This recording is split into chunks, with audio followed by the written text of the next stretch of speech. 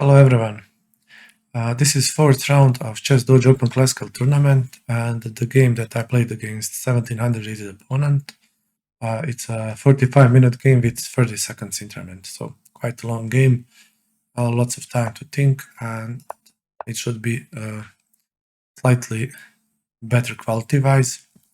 It was played at 10 p.m. at my time, so I was quite tired and made some mistakes, but it's still a very instructional game.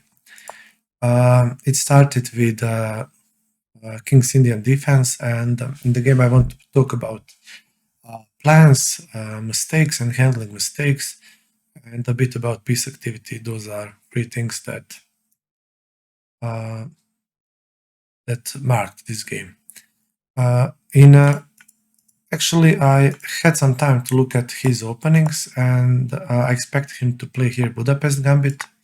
He played this opening quite a lot on Chess.com, but after the game he told me he would never play this in a serious game, although it's not that bad for black. So all my preparation, I call it like that, it's not really quality preparation or anything, went badly, and I was unpleasantly surprised to saw g6, and I really didn't want to play my usual line, which is this classical variation, because it usually leads to something like this. You may have played it, and black goes this way, attacking the king side, and tries to checkmate white, while white will try to attack this pawn and win on queen side.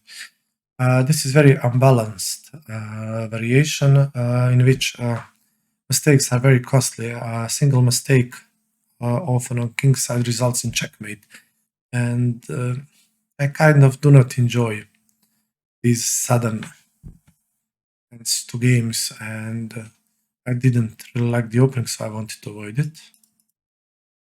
And here I went with, instead of knight to c3, I decided to play this aboutthe variation.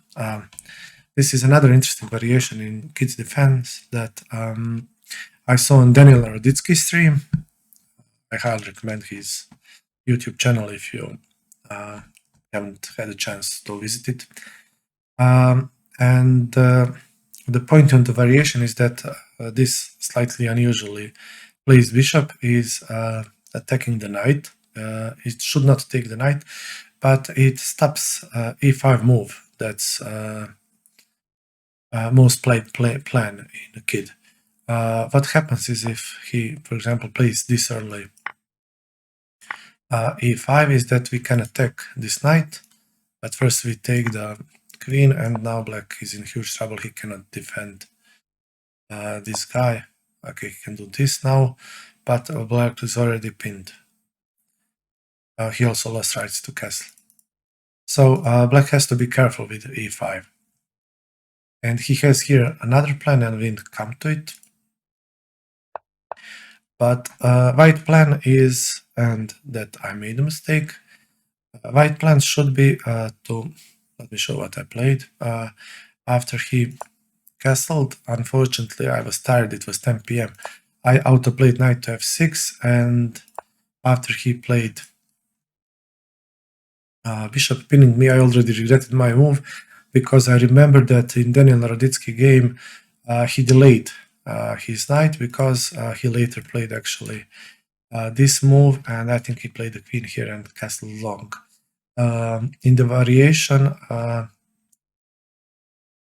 white should attack on king's side and keep the king in the center. For example, we can close the center after these moves and attack here on king's side, but I kinda messed up my plans. So that's another way how to play kid. And after this move and pinning me, I realized I cannot play g4 anymore. So I had the idea to play here, but then I spotted that he cannot retreat back, and I actually hoped that he would take my knight, so I played h3, and he did take, and I was expecting to be better here, as I have two bishops, and if I can open the position, I should be maybe better. Yeah, two bishops are strong. But apparently that's not the case, because it actually turns out that it's quite hard to open the position. And this is marked with exclamation because chess.com marked this as a good move, and rightly so, because now Black already solved all his opening problems. He has less space as I control these, but he has his pushes, pawn pushes, so he can play well. So note to myself here and to you, there are actually quite a few openings that giving up the bishop for knight this way is neutral or good for black. Okay. Here, if you take a look at this position, you'll find out that this queen is badly placed, and it should be, one should know that long castling is here preferred. Long castle is, I read in some book actually, it's generally better if you can long castle rather than short castle, especially as white, because it's more attacking, but also the king is more exposed. I did not know how to evaluate this properly, and I was slightly afraid because I feared that his attack would be faster than mine, and the reason is especially because I cannot move the pawns, my queen is badly blocked.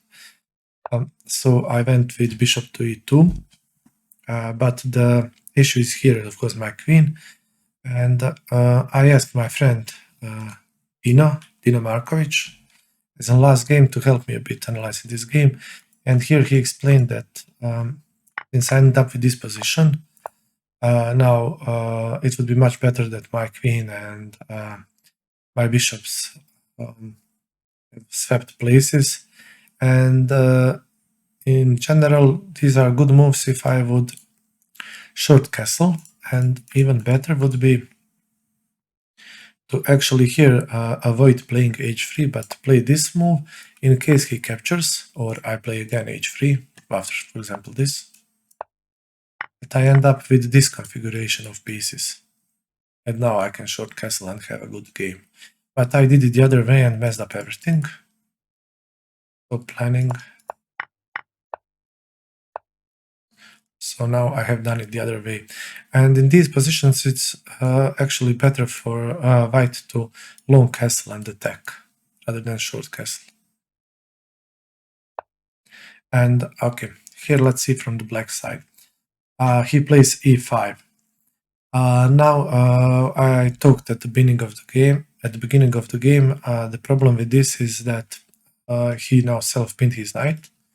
It's double problem because he also cannot activate his bishop. Black would like to move his knight first, then to have the open bishop. I continued with d5.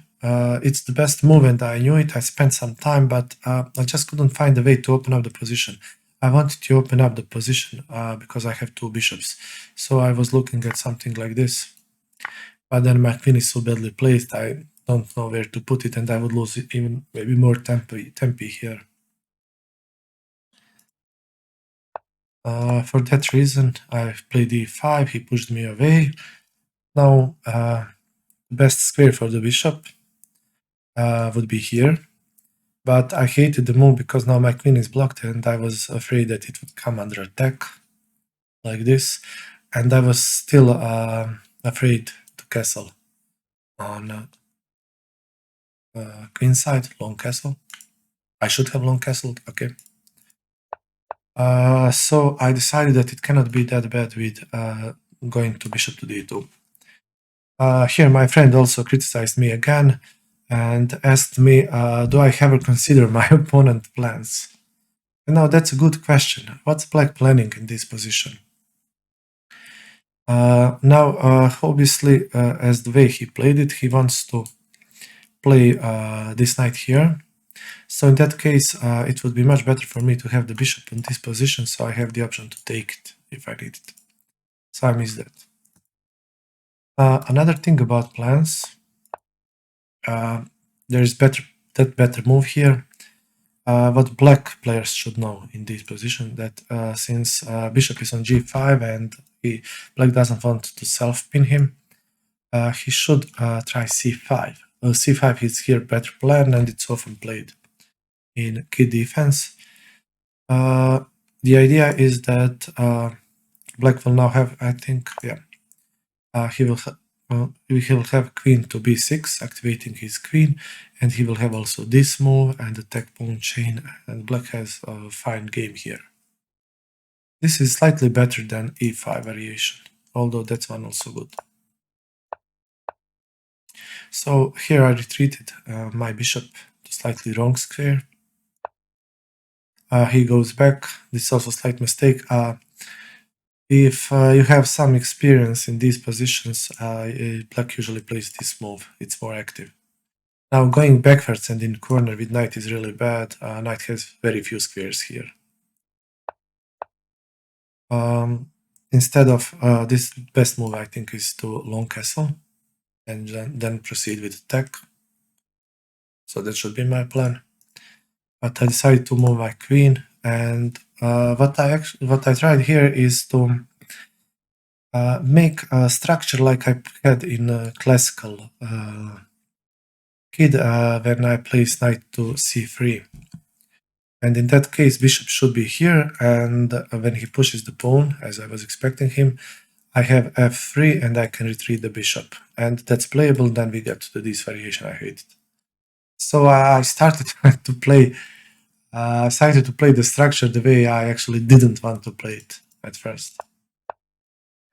That's quite weird from me. And he goes with f5, and as I was in my bad mental state here after all these slight mistakes, I went with f3. Now that is bad move because we are not playing classical position. This is just bad as it misses this check. Problem with f3 is of course that my bishop is not on e3, and now he has this check and I'm in trouble. I cannot castle, I cannot block the check. So I have to run away. Chess.com really like this move because it's the only move, but alternative is to go on this side, but that's obviously bad. It's funny how Chess.com algorithm works. What should I have done here instead of this bad move is to actually take the pawn, and I was scared of these double pawns here. They look very powerful, but this opens up the position and my bishops are becoming active. And here after simple retreat, because we lose tempi on these moves, and castling long, now white has the option of moving the pawns and breaking up these two. Black cannot close the position completely and his king will come under attack. If you ask Stockfish here, for example, it says white is plus 1.6 points better. So white is better in this position. One of the most important aspects when evaluating the position is king safety, and black king is here simply not safe. So I missed that chance, and let's see a bit more. He attacked my queen, and now I was a bit startled with this move, and I considered this move shortly, but then I expected him to play this, and I didn't want to lose another tempi. And this is the best move. I should have gone here and then try to basically play and attack again his king. That's the best move. But I went back. That's another slight mistake. Now this is the moment where actually, for the first time in the game, black is better. And the way that black should play this position is to infiltrate with the queen and attack this weak pawn. Both of these moves are good. Or this one is the best. And white is really stuck here because he cannot connect his rooks because I placed these two pieces so badly. But my opponent here, for some reason, it's logical move, decided to bring back his knight. But this move has one big downside, and I think he realized it after he played, and he got scared. The move actually here blocks the queen. Queen does not have escape route anymore, and it's almost trapped. Queen has only 3 squares here, and I can actually take away some of these. and I can attack the queen this way, and the queen is almost trapped. The knight is also not very safe here, it can be pushed away. And at this position I spent quite some time and in the moves after this trying to capture the queen and trap the queen, but it turns out that it was impossible all the time. And as I couldn't find a way to capture the queen here, I decided to push away this knight first. And the way I came up to this move is that I was looking at various options like this, and anything I tried, and as hard as I tried, like doing, I don't know what I was thinking anymore here, doing anything here like this way and trying to trap the queen. If white tries too hard, black ends up having one of these moves like very strong. One of these moves could become very strong, and here are checkmates. Sometimes this thing, bishop falls, or I could lose the rook. And since I couldn't find the best move, I just decided to push away his pieces and reduce his activity. And the best move here for him is to go back, and in which case I should even push the other knight too, reducing this knight's activity by a ton. And now this is the position where white is quite fine. It's still impossible to trap the queen. And the game would continue, it's about equal. No, actually here black is better. Yeah, but no, after knight to g5, black is weaker.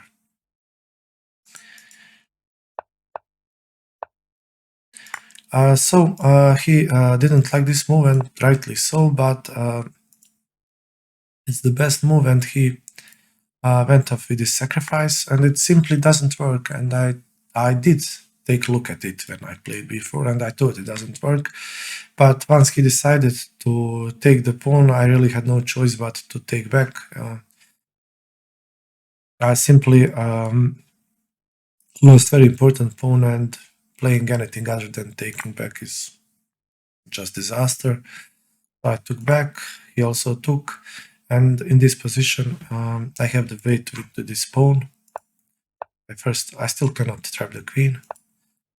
I was considering also this move, but it cannot trap the queen. So then I spotted that I can push away this knight, and now black's activity is destroyed. The only advanced piece is his queen, and here I went just to simplify, capturing the pawn. He could go back, maybe try to play, but this would be dangerous. So he decided to trade, and then his knight is useless. He traded that one as well. I was fine with it. Then I traded rooks. Know that I'm a piece up, so I'll just happily trade everything. And then I went with the rook to trade even the rooks. First I blocked his entrance points, although he cannot really do anything against two bishops. He tried this nice trick here. I had this move which I didn't spot. I could trade pieces here, but now I spotted it and went to win the pawn. He could have maybe tried to prolong the game by keeping his one piece on, but he didn't. And here it's simple thing of just moving some pawns, and I have the piece, he doesn't have it, so he cannot do anything. I saw that I can win this pawn, so I went this way. This should be quite simple, and he lost it. And in this position, black player resigned. So that's about for this game. It was quite interesting. We actually had a ton of time.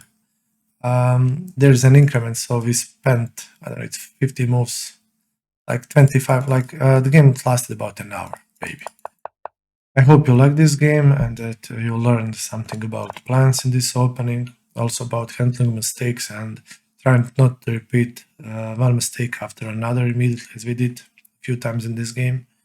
And I would like to note that in these positions the key moves that helped me break black are these two pawn moves that reduced his activity. In this case, he sacrificed, of course. Okay, that's about it for this game. I hope you liked it. I'll be recording a new video from round 5 soon, and I hope I see you in that video. Thank you for watching and goodbye.